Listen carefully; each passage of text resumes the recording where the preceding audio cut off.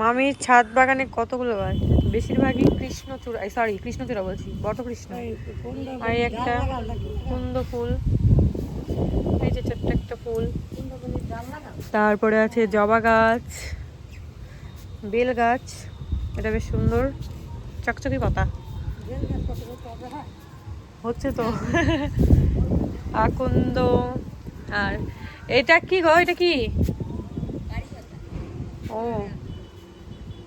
কারি পাতার গাছ।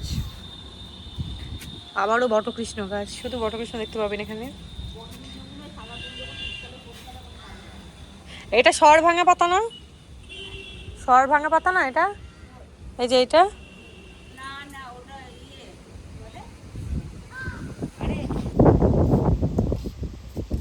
আমাদের বাড়িতেই তো আছে। দেখো দেখিনি, রজনীগন্ধা। রজনীগন্ধা।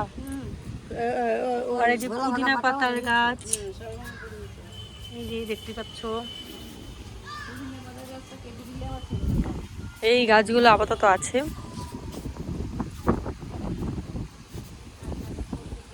ছোট্ট বাগান, শীতকালে লাগাতে হবে। শীতকালে অনেক রকম ফুল হয় না,